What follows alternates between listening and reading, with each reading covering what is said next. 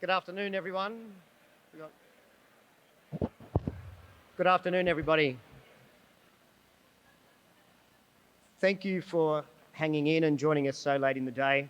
My name's Ron Curry, and I'll be hosting the panel for this afternoon. In terms of government support, I guess there's never been a better time to be an Australian game developer on the back of federal and state packages which have been there and developed to support the industry.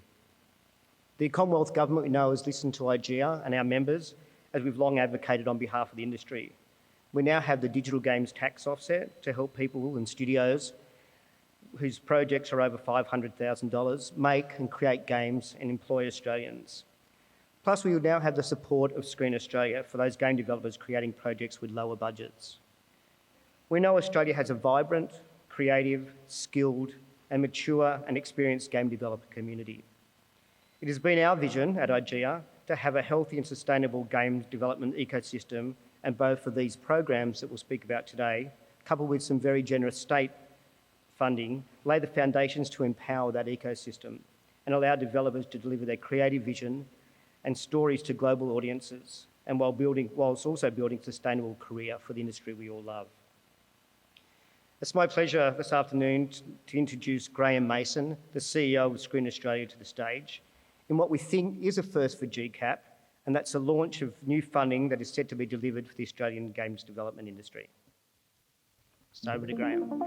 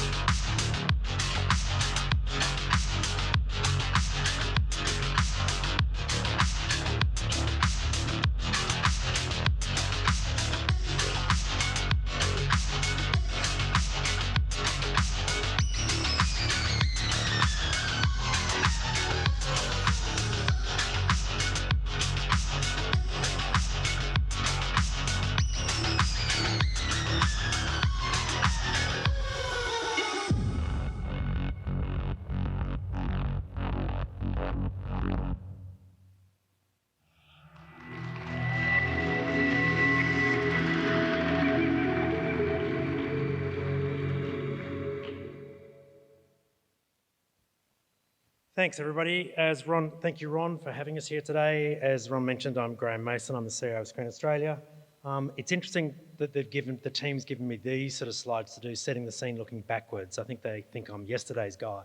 For those of you who don't know, I'm leaving in 6 weeks' time, so I think they're already relegating me. Sort of going that way.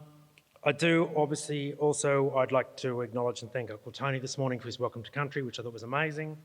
I would also like to pay my respects to the custodians of the lands on which we are today, and respects to elders past, present and emerging, and of course extend that to any First Nations or First Nations peoples in the room. I thought also this morning it was great, Ron, you were talking about the theme of the conference this year is empower, but particularly the words he was using on top of that was advocate, educate, create and celebrate. I think I got them all.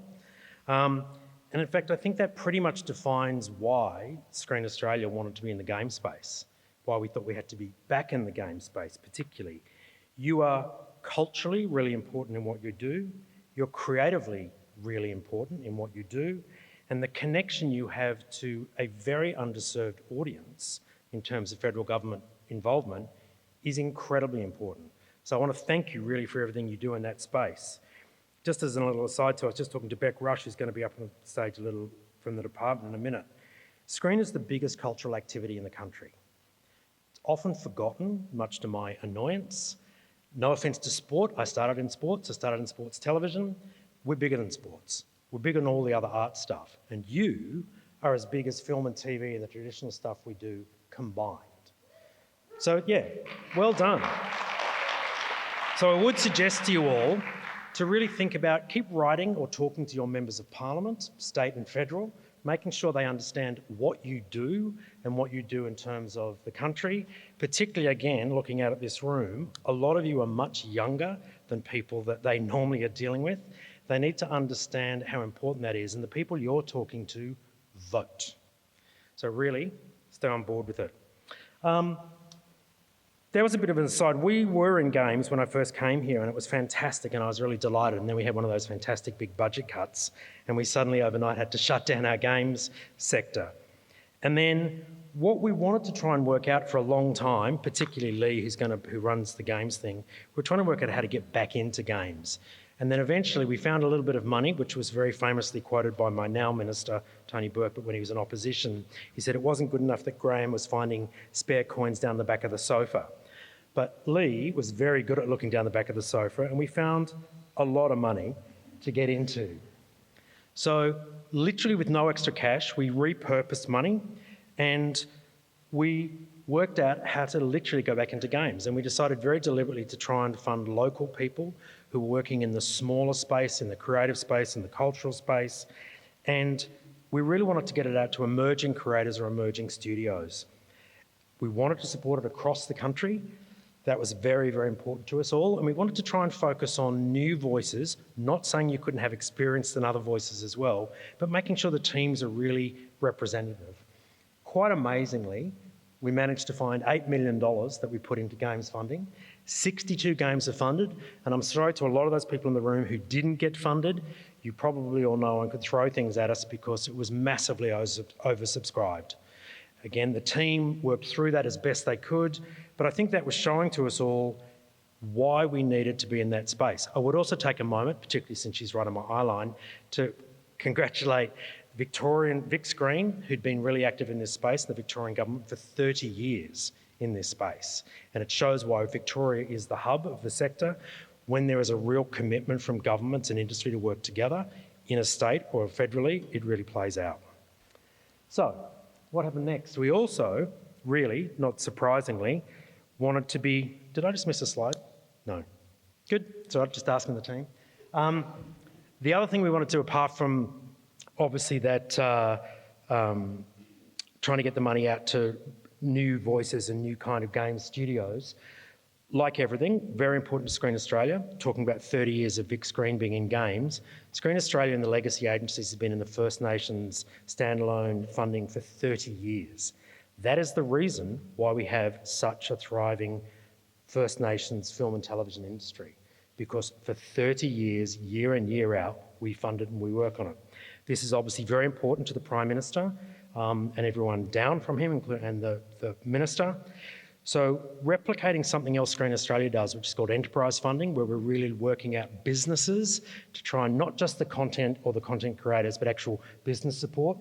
We put money into 2 First Nations companies, and as you see, $300,000 per studio, GCAP, based here in Victoria. You know, they've spent the last 4 years heavily investing in professional development, pre-production, community collaboration and consultation. They're working on an Aboriginal-led mobile game, Future Folklore. All the positions of leadership in that company here in Victoria are First Nations, and I think that's fantastic. Similarly, Awesome Black in New South Wales, a creative social enterprise developing original First Nations talent and unique storytelling content across a variety of mediums.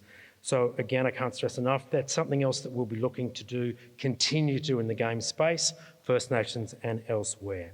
But again, incredibly important to us. Along came the Prime Minister and our Minister, Minister Burke, in February this year here in Melbourne, launched the Revive policy.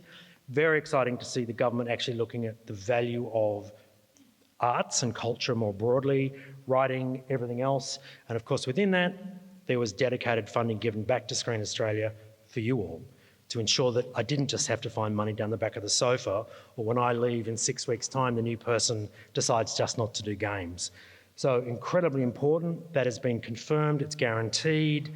I think It shows that there is a real commitment to what you are doing, and I sort of want to tie up on that I just do think you are really important, as I said at the top, creatively, commercially, the connections that you do, and culturally. It's really important, the demographics that you're talking to, that really, except for the online work that we also do, that audience is not funded by anyone else in the federal government. So I think the more noise you keep making about your successes, the better.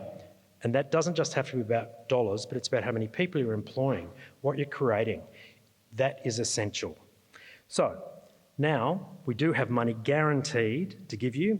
So the team is going to announce today what they're going to do. They're looking ahead, people, and I'll just shuffle off into a corner. So I'll hand over now to Lee, Amelia, and Chad.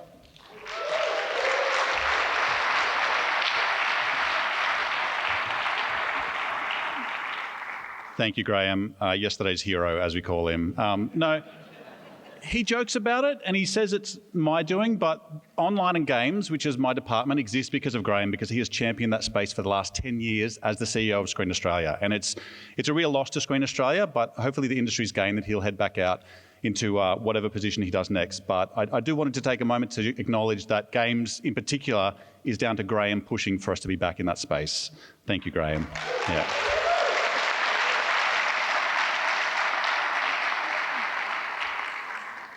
Folks, it's genuinely exciting to be up here talking about our new games funds, especially as some of the games that we've supported are starting to release to audiences. Shout out to 3 of our games nominated for the AGDAs on Wednesday night. It's probably exciting to see those results starting to take form. I wanted to note before I start and before me and the team talk about the specifics of these funds that we are continuing to support Australia's thriving independent games scene. That is where we see the best value for Screen Australia's funding ongoing. We've had 2 rounds of expansion packs since March last year, and we've learnt a lot from those 282 applications and literally tens of millions of conversations with game developers around the country. One of the things we noticed throughout the past couple of years was the need for flexibility. So every game is different, every game developer is different, every studio is different, and we really wanted to respond to that need for flexibility with these new funds. So I'd like to introduce your best new friend and mine, the Games Production Fund. Pause for applause. No, that's fine. You don't have to applause. Why would you applaud? It's just a name. That's fine, but thank you. Folks, this is one of our flagship funds moving forward, and I think it's best positioned and seen as an evolution and a replacement for the Games Expansion Pack. One of the biggest differences, though, between the Games Production Fund and the Games Expansion Pack is that with Expansion Pack, you needed to take your game to a full release to an audience. With the Games Production Fund, we are responding to that need for flexibility by allowing you to take your game to a significant milestone of development. Now, that could be full release to an audience. It could be taking your game to early access. It could be taking to a stage of development ready to pitch to international publishers or investors at events, or something else entirely that you justify with your application. What's really important, and what's most important, is you tell us where you are, where you want to get to, and how you intend to get there. And that creative roadmap is really important for us to see and understand how you're using Screen Australia's funding. Some of the finer details of the Games Production Fund: you can apply for up to $100,000 per game per round. Again, we listened to your feedback and we've implemented templates in the application process. So someone's a fan of templates, great to hear. Me too. It's helping us to understand what it is that you're doing, helping you to understand the kind of questions we're asking and what kind of responses we want. So that standardization is really important to us. Similar to Expansion Pack, we do require a playable prototype. So that does mean that your game needs to be at a certain stage of development.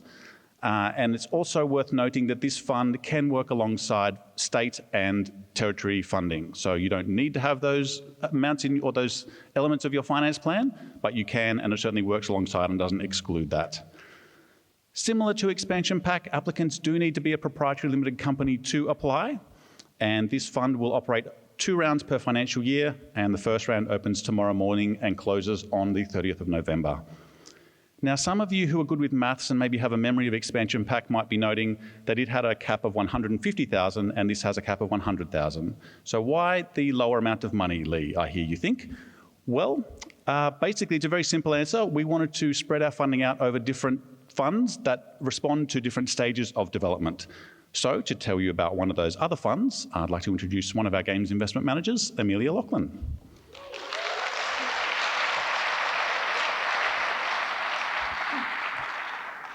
Thanks, Lee. So since Screen Australia re-entered games funding, between the three of us, we've been to every state and territory across Australia. I'm not sure if we've had tens of millions of conversations with developers, but certainly we've had hundreds. And we've learned all about the wonderful projects you're working on, the challenges and the opportunities that you've faced while making them.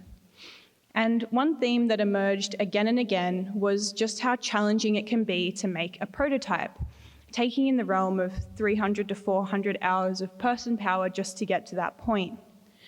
And we know that prototypes are a really important stepping stone to other opportunities in games. You usually need a prototype to apply for funding. You need a portfolio of pieces in order to apply for jobs. Certainly you need a prototype on the international pitching scene. And we noticed that for many people, you have the skills and you have the ideas, but what you lack is the time. And what is time if not money? We noticed that this barrier affects people from diverse backgrounds more than others as well, particularly those with caring needs, facing socioeconomic barriers, or any other number of other adversities. And so we wanted to create a fund that would help with that, a fund that would democratize that early stage of game making, a fund that would encourage creative experimentation and risk-taking, and a fund that might even lead to the creation of more games for underserved audiences.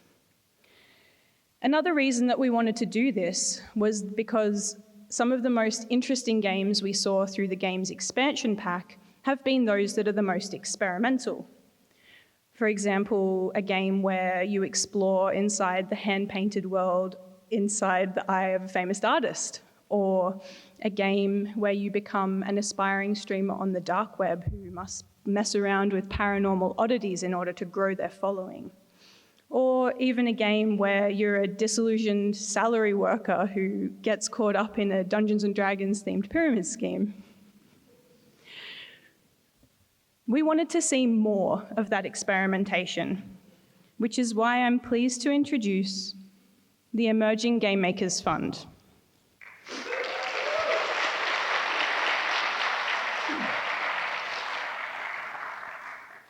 So some details.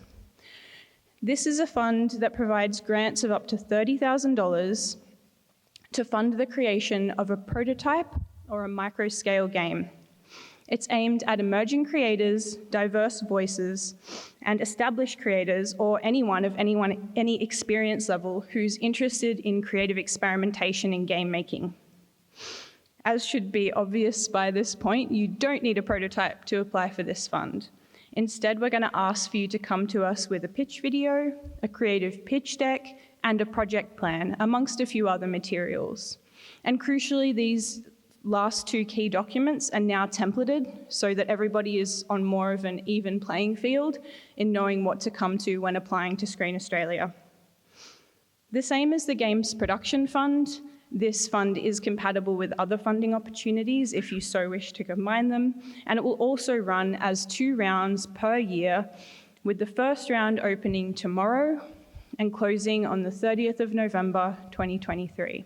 But don't worry if that timing doesn't work. As we've mentioned, there'll be 2 rounds per year for the next 4 years, as promised in the National Cultural Policy Revive.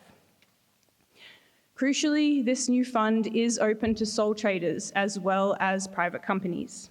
And this is important because we realise that this type of funding can act as a funnel into other opportunities. Maybe you use this prototype to go on to apply for further funding, be that private or governmental. Maybe you use it to create a portfolio centerpiece that allows you to apply for your dream job. Or maybe you want to take your prototype around to international markets and see what opportunities lay abroad. And to talk about such opportunities, I'd like to invite to the stage Chad Toprak.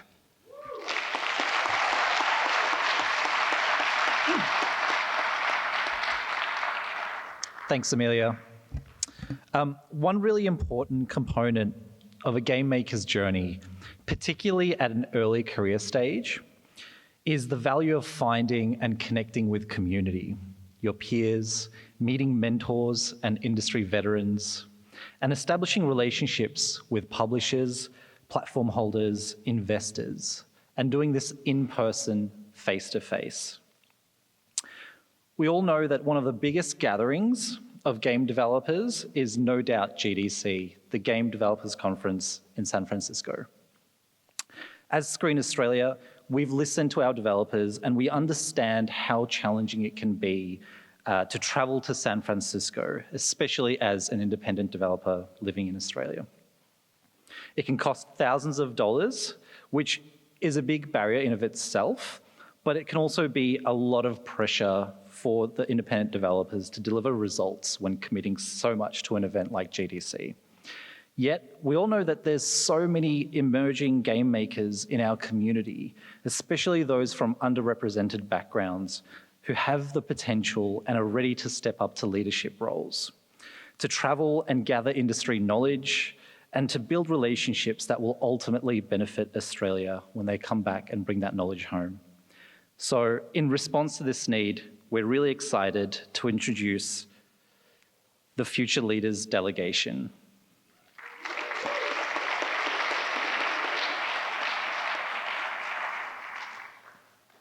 Some details. The Future Leaders Delegation program will start with GDC 2024 and will support 5 early to mid-career game makers from diverse and underrepresented backgrounds, with up to $8,000 of funding. On top of this amount, Screen Australia will support successful applicants with travel to Melbourne, where we'll host a pre-departure workshop that includes mentorship, presentations, and networking opportunities. In terms of eligibility, applicants must not have travelled to GDC before and will need to have released at least 1 game and needs to currently be working on at least 1 game as well. In your application, we want you to tell us why you want to go, how this opportunity will benefit you and your career, and who you'd like to meet when you get there. The initiative opens tomorrow morning and the deadline is 9th of November 2023. I'll now hand it back to Lee to tell you some more exciting opportunities.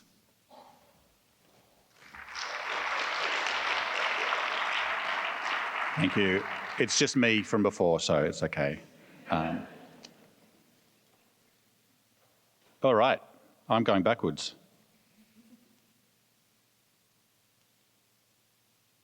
Great. Was that awkward for anyone else? Just me. Folks, I did want to take this opportunity to wrap up those 3 funds. Those are our funds ongoing, particularly the first 2 are our flagship recurring funds, and we hope to have other delegations in the future as well. But I did want to take this opportunity to talk about another fund, particularly as funding for games is now permanent at Screen Australia. We're seeing ways and looking for opportunities to embed game support into other areas of the agency. Similarly, as the Australian games industry continues to grow, so too does the need for specialised skills. That's not a secret. It's even to the extent that in the most recent IGEA Games Industry Development Snapshot, one of the biggest challenges facing the industry that was acknowledged was the need for more specialised skills. So I'm very happy to say that game studios are now eligible for our Skills Development Fund. This is a fund aimed at medium to larger size studios, and it is about training. So you can apply for up to $80,000 for a training and development plan, or those costs, for your studio. Now, crucially, that's not about paying the wages of your staff, that's about paying for the training and development for them. So you may want to train staff on a new games engine, or training on pivoting from console to mobile, changing your animation workflow to incorporate motion capture or virtual production. You might even have multiple staff you've identified as needing management training to upskill into vital leadership's position. Whatever it is, this fund is aimed at larger size studios with at least 3 permanent employees requiring that training. Our head of industry development, Ken Crouch, is here at GCAP. He's right there. So seek him out. He's keen to chat to you about your studio if you think that you're eligible for this fund. One of the places you may find Ken is in our local lounge, which we're really proud to be presenting again this year. We have 24 games that we've funded on display that are playable. So if you enjoy playing video games, which I hope you do, you can head along there and try out some of the games that we've funded. Now, it is 8 different games per day. So if you're there in the morning and spot a game you want to try out, don't sleep on it. It will be gone by the end of that day, never to return. We're also hosting 6 micro talks, 2 of which have happened today, which were full houses when we were turning people away. So there's another 4 of them over the next 2 days from developers that we've funded. Go and check them out if you want to hear what people have done with our funding and their journeys as indie developers as well. Also on Wednesday at 11:30, Amelia is hosting a panel with members of state agencies about funding in Australia and the Australian landscape. It's called A Feature, Not a Glitch, The Opportunities of Game Making in Australia. And that's a bit of an AMA panel with kind of talking about a very privileged position to be able to see the entire 360 of the industry. Just before I wrap up, which I promise I'm doing very soon, on Thursday next week, once you've come down from the highs of Games Week, we're hosting a webinar with IGEA to talk more about these funds and to answer your questions. That QR code leads to an Eventbrite that you can scan now and register. It's an info session, a Q&A, but don't worry if you can't make it. It will be recorded and up on our website afterwards. So folks, I hope you've enjoyed hearing about those new funds. We're really proud to announce them, and we're looking forward to talking to you about your games and applications in the weeks and months and years to come. But for now, I'll throw back to Ron from IGEA to take us on. Thank you.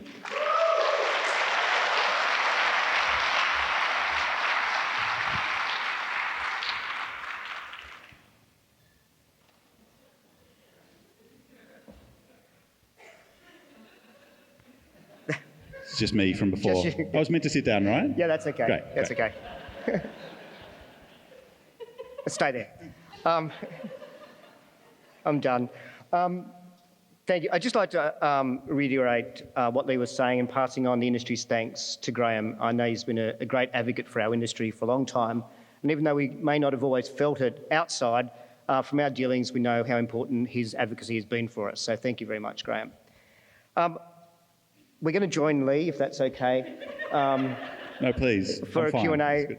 I'd like to introduce Rebecca Rush, Assistant Secretary from the Office of the Arts, who's going to join us.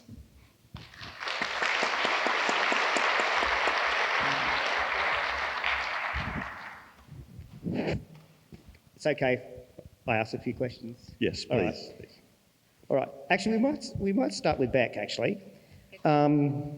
Is it okay? Yeah. Is this on? Yes. Yeah. So we've heard a lot from some exciting news from Screen Australia, which is fantastic, and I'm glad I hadn't asked what it was first, so I was a bit surprised as well. But we might jump from that first to ask about the digital games tax offset. Why have we got that? Why is that introduced?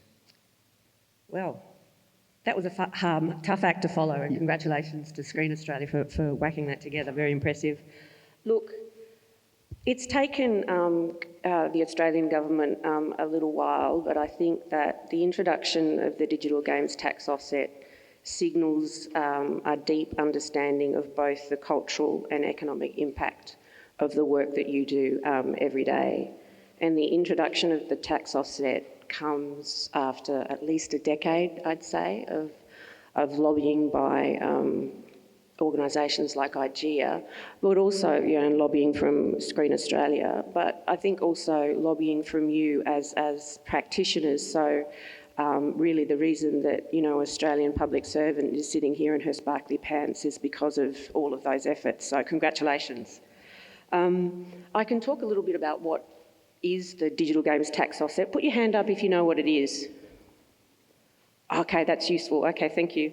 So it's a complementary measure to what Screen Australia and the states and territories are doing. So the digital games tax offset gives eligible companies, game developers, a 30% tax rebate on qualifying Australian development expenditure, or QAID, because you're not a good public servant if you don't create an acronym. So QAID is, in a sense, services that are directly related to the game's development, so most obvious being wages. There, and after one of the things that we've learnt from the states and the territories that have introduced incentive is that we couldn't do a simple cut and paste of some of the incentives that exist for film and television. We really needed to take into account the unique nature of what it is that you do. So there were 3 categories for the eligible categories, if you like. So it's most obvious being new games development, but also games that are ported from one platform to another. And the clause that I call the level up clause, which makes my team roll their eyes and I'm such a dag, is reflecting that you will have ongoing development costs, and those costs are eligible as well. So it's serious business. The provisions are set out in the Tax Act. So that's why there's so many rules that apply. We'll get to that in due course. The threshold for eligibility in terms of expenditure is $500,000. One of the elements that would render a game ineligible is, and again we can talk a little bit more about this, if people would like, is that games that include gambling services or gambling-like services will not be eligible for the offset. And the most obvious is it needs to be publicly available. But I think to answer your question, is that after an extended period of time, the Australian government really got it. And I think that's when I don't mean just our minister, Minister Burke, who's Minister for the Arts and Workplace Relations, but I think that there was a really strong understanding across all members of Cabinet, which is why it's an initiative that's very clearly set out in the National Cultural Policy Revive. Thanks for that. And the government, quite apart from the economic value, so how does games fit within that arts and culture agenda more broadly? It's interesting. I did a session with Chloe Applesby. I don't know if she's in the audience, talking about getting your game and museum. It was a session this afternoon, and there was a question from someone who's from overseas saying, well, so why do you treat kind of games like art? They were quite confused and bemused because it was talking about the importance of acquiring games and museums as part of our culture and part of our history. And Chloe's response is that is the prism through which the games industry is seen. It's seen as the economic benefits are enormous. I don't need to tell people that who are in this room. But first and foremost, is at the centre of games development is the art and artistic practice. So that's why it sits in the Australian government context in Minister Burke's portfolio rather than in, for example, the Minister for Trade. And it's a recognition that, and this is set out again in Revive, is that you are arts workers, you are essential to our cultural life, to our economy, and that is why it sits in the government's cultural policy. Does that answer your question, Ron, do you think? Yeah, it does, and I guess it's the most engaging storytelling medium we've ever had. So, yeah. Although we often argue the economic point with government, Yeah.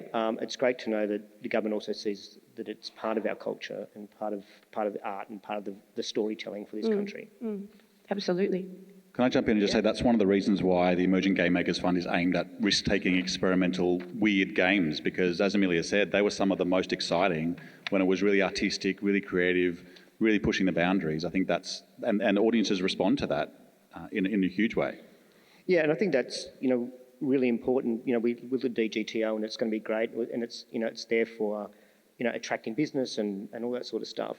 But you're right that really quintessential art and culture and something new needs to be funded quite separately, but dovetails into the overall government funding. So it's great to see that it's not forgotten. Yeah, and look, if people use the Emerging Game Makers Fund to make a prototype that then becomes eligible for the DGTO, then fantastic. That's, means that game is scaled up and that risk is rewarded. Yeah, exactly right. So As a game developer, what sort of resources are going to be available to, assist them in both understanding what these funds are and how to source them? So in terms of the funds that we announced today, they're each going to have guidelines, which we acknowledge is not a riveting read for everybody, but they're important. We have FAQs to go along with those guidelines. The webinar will stay on our website that we're recording next week. We have a dedicated program operations team if you like talking to humans and want to talk and get an answer about your query about your application. And you can find them at games@screenaustralia.gov.au or call up the number on the website. And then Chad, Amelia and I see ourselves as a resource to game developers across the country as well. We love talking to you about your games and hearing about the projects you're working on. Even if you might not be ready to apply to us for another couple of years, it's a long process, and we really see ourselves as valuable to you to be able to tell you, to answer your questions and to help you through that application process. So that's a kind of suite of things that we're offering along with the templates we mentioned before. So hoping to make it as straightforward as possible to apply to our funds, so that people aren't sitting there going, what do they even want from me with this question or this application process? Okay. I guess I'd support that. We have some real humans. The real humans in the room are Jason Potkins and Penny Sherburn. Where are you? There they are, up the back there, waving. Imagine if they weren't. Imagine if they're gone. Imagine if they did. That'd be a real shame job, man. Thanks, guys. No, we've got, like Screen Australia, detailed guidelines, glossary, facts. We've done webinars which have been recorded, etc. But sometimes nothing can replace asking the so-called stupid question. And there are no stupid questions, to state the obvious. This is a new initiative at the federal level. And often, to be honest with you, getting questions actually makes us think, as the policy wonks, that's interesting. We hadn't necessarily thought of it through that lens. So we're keen to, we're keen to be challenged and have those kind of robust conversations in helping you understand what it is that we need to see from you in an application. That's great. And this isn't sarcasm. Now it's going to sound like it is. Now it's going to. Yeah, I don't mean to offend, but it is interesting, given dealings with government, that we highlight that there are human beings in both those departments who are there to talk, help, assist, and learn from people. So that's really encouraging from the industry's point of view, that there's someone you can reach out to. Absolutely. I mean, the three of us have all been on the other side, me from the online and the investment manager from the game side, of applying and wanting funding and wanting to talk to people. So we know what it's like to be sitting there and going, what is a Screen Australia? How do I get their support? So, yeah. So I want to just tap onto something that Beck was saying, about engaging and learning. What have you both learnt over the last couple of years from or about the industry by doing this funding? Okay. Look, one of the big things coming from the online side of the industry for me is just the way that game developers are so proactive. They don't wait for anybody to say, okay, you can get started. Here's your funding, off you go and get started. They work incredibly hard on these amazing prototypes. Obviously, Expansion Pack was in and of itself a completion fund, so we were funding from a certain stage to release. But gee, some of the work that people had done to get their projects into shape was amazing without a single cent of funding. So that proactive nature that's embedded in the games industry, I feel like is something that the rest of the industry could really learn from, and just to go out and get started. So I've been really impressed by that element to the games industry and just how proactive they are. For me, it's the unapologetic ambition, which I think is terrific. It's probably because, as someone said earlier, it's skewed to the industry skewed towards younger people and who have drive and ambition. But what I really have learned, particularly this is my second year in coming to this GCAP, and I didn't wear a suit this year because I stood out like a sore thumb. But you look like Australia. It's diversity and the range of voices, which you don't always get, particularly in some of the work that I do with the screen productions. It's still of very narrow kind of gender is running the show. So for me to see that diversity, but I was talking to my team about this the other day, and it's the way that you are prepared to collaborate with government. As I said, the digital games tax offset is a new initiative in the Australian landscape, and we had 2 series of consultation where we made a lot of changes to the proposed law as a result of some really useful and generous conversations with industry and with IGEA and with Screen Australia and others. So, and that might sound a bit twee, but usually my job as a public servant is, well, you spend a lot of time having robust conversations of a particular kind, put it that way. And I just felt a real sense of collaboration in terms of designing and building the digital games tax offset. Look, I can agree with that, and I know it seems like it was a long time coming. Well, it was a long time coming. But particularly as we got to the pointy end, I guess from an industry body, we really enjoyed that collaboration we had with your department, the open dialogue, not just with us, but right across the industry. It made a huge difference, I think, to delivering policy and funding that is meaningful for the industry. And whilst not perfect, we know that we have an ongoing dialogue that we're going to be able to have. Yeah, absolutely. We want that frank and fearless feedback, as they say. Yeah, that's really important. And if we don't have that kind of really relationship of trust, then we can't advise government on what's best for your industry. Not us. Positive feedback only, please.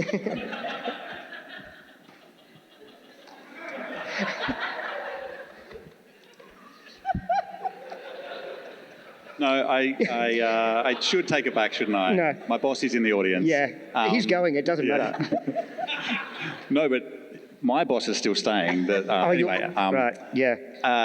That we said it. We love the feedback and we respond to it. So I echo what Rebecca said of we want to be hearing from you what's working and what's not. We can't change everything, and there's not going to be a perfect system that will be perfect for everybody. But there's a way that we can hear what people want and try and guide our funding towards that. The team said to me, "Are you happy to sit on a panel with a comedian?" I went, "No." Are you having a bad time? I'm having a bad time. So, do you want to read the rest of the questions? What does a successfully funded game look like at Screen Australia? So for us, success is, we put that back onto the applicants and the developers, and that's across the range of across the agency, right? Success is different for everybody. I think it's, in terms of where you want to get to, it's being able to articulate those goals and for our funding to help you achieve them. And I said that in talking about the Games Production Fund, it's flexible because your goals are all different. So essentially, you tell us what success looks like, and if we fund you, we want to help you get there. That could be release, or it could be to early access, or taking your game to a significant award ceremony is one of the things that we put in the guidelines for the Games Production Fund that you could apply for, and that may be success for you. So essentially, you can see there's a fly on my microphone right now. You can't see it anyway. So that's professionalism. You just keep going. Yeah, I did, and I stopped it. Yeah. But essentially, you tell us what success is, and if your application can show us that path to get there, then we'll hopefully fund you. Easy. Just don't ask any questions. Yeah. Okay. So what are the opportunities for Australian creatives when it comes to digital games? I think they're huge. I think we've talked about business, we've talked about creativity. I think, one of the reasons we implemented that Future Leaders delegation is there's opportunities internationally to go and meet those publishers. I think one of the things that's amazing about Melbourne International Games Week this year is Play Now that Vic Screen have put together, bringing publishers here into Melbourne, and that's open to applicants from all across the country, which I think is incredible for game developers from across Australia to come to Melbourne and pitch to those publishers. So those opportunities around building careers, building art, creating art, I think what you said earlier about art was really spot on for games. So I think it's what opportunities do you want? Where do you want this to go? Where do you want your career to go? And keep talking to us about what that may be and how we can help you get there. Okay.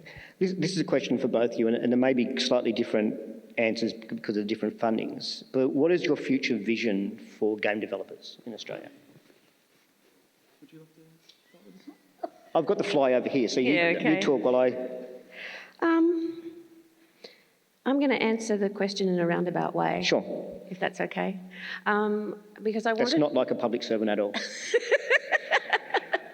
I'll get there in the end, but I think I want to draw the broader picture with how all of these kind of incentives and support work together, I think, because that then tells a picture of what I see as, and the team sees as a cohesive industry, and then what success looks like. So you have, I will call them incubator programs, and forgive me if that's not an appropriate term for my state and territory colleagues, but which then affords opportunities for you to take your work to a Screen Australia and one of their funds and then to grow into a more complex and larger business, or have some experience working in a AAA, then come out and do support your own business, and then you might find yourself in an environment where you are looking at being eligible for the digital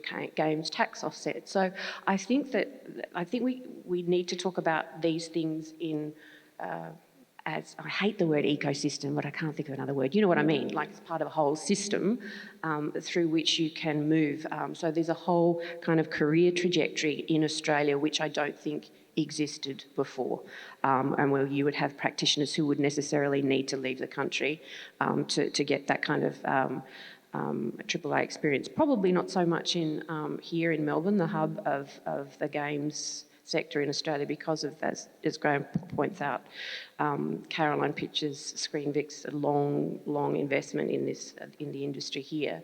I think the other piece that's really, really important, and was touched on by Screen Australia, is looking at the skills and capacity development piece. So what is happening, programs like the ones that are run out of Screen Australia, but then looking at a broader whole of government, looking at Job Skills Australia, and there's a council that sits below that called Skills Equipped, which is looking at the creative industries and going, what do the creative industries actually need by way of skill set that we can put on the National Skills Register? And those skill sets that you all have are so applicable in so many other industries as well. So I think there's an interconnectedness through what we do, through what the Office for the Arts does, through what Workplace Relations does, to tell a really complex story of what you are all doing in contributing. Now, if we are able, I'm answering the question now, if we are able to bring those pieces together successfully, then that tells a national story of success, where we are known as the world leaders that we know that you are in games development. Thank you. I actually think that journey answered the question amazingly, so thank you. I don't want to add anything to it. It was great. No, the only thing I would add is that I think that's a great answer, and I agree. I think just that transparency of people knowing exactly where they fit as well, and where they might be able to go to support and get answers for their questions. So building on that ecosystem, what's the transparency for people out there going, again, where do I apply, where do I fit? So just people kind of understanding where all the pieces are and how they fit in. And the thing that I'll add to that, and this is where you'll need to come back to us, is I think it's, for me, the difficult point is the transition between those transitions. So, for example, the transition from being eligible for your 500k and under, but then what does that transition point look between a Screen Australia kind of envelope of funding and being eligible for the digital games tax offset? So for me, that's the greyer area. How do we assist people to transition through, and the upskilling and on-the-job training, of course, is part of it. But for me, I haven't got that clear in my head, so I'm interested to hear from people when we're out and about over the next day or so. Excellent. And that maybe segues into my next question a little bit. What role and this is self-serving, can a trade association, I don't know, like IGEA, play in helping deliver that vision? My team might want to write some comment notes down here. I think continuing to do what you do and advocating for your members and the broader industry as well, and like partnering with us on this webinar is great for us to reach, everyone who wants to find out about our funding, and continuing to, shout about the success stories from Australia on an international stage with things like the stand at Gamescom a couple of months ago that you put together, and Jens single-handedly built that stand over in Cologne and made it put us on the world stage. I think those kind of things are really important. Seeing now that the DGTO is here, what can the effect of that be in bringing those, potentially attracting studios from international places to Australia? So not too much, just a few of those things, if you could. Simple. Yeah. We've got till October 26 to do that. Yeah.